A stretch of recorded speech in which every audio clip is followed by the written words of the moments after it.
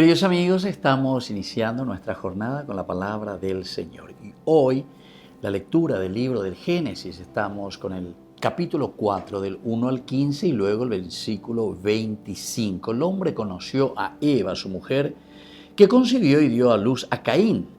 Ella dijo: he adquirido un hombre con la ayuda del Señor. Después dio a luz a Abel, su hermano. Abel era pastor de ovejas y Caín cultivaba el suelo.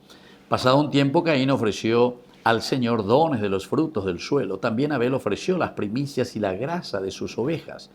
El Señor se fijó en Abel, en su ofrenda, pero no se fijó en Caín ni en su ofrenda. Caín se enfureció y andaba abatido. El Señor dijo a Caín: ¿por qué te enfureces y andas abatido?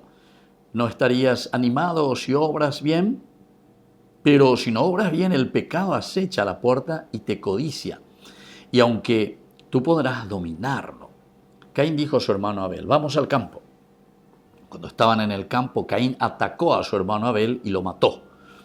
El Señor dijo a Caín: ¿dónde está Abel, tu hermano? Respondió Caín: no sé, yo soy el guardián de mi hermano. El Señor le replicó: ¿qué has hecho? La sangre del suelo de tu está gritando porque ha abierto sus fauces para recibir de tus manos la sangre de tu hermano. Cuando cultives el suelo, no volverá a darte sus productos. Andarás errante y perdido por la tierra. Y así continúa esta palabra del Señor. Queridos amigos, esta narración que es tan interesante, entendamos, es la lucha fratricida entre nosotros. Yo soy Caín, yo soy Abel. Nosotros somos Caín, nosotros somos Abel. Caná significa justamente robar, adueñarse.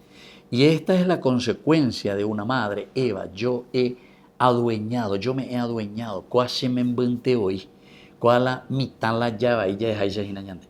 Y fíjense las consecuencias, queridos hermanos. Caín, que mata a su hermano.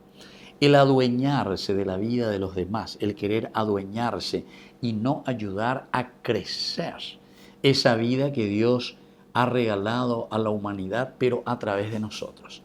Aquí, queridos amigos, estamos mirando de una manera también la familia, también la educación que nosotros damos a los hijos y cuáles pueden ser las consecuencias si nosotros no nos damos cuenta o nosotros no asumimos una verdadera educación para los hijos. Con Abel. Entonces dice: el Señor mira con agrado lo que hace Abel, pero el otro no está preparado. Entonces no soporta que los demás puedan desarrollarse o que puedan vivir con las cualidades que el Señor les ha dado. Así es que reflexiona mi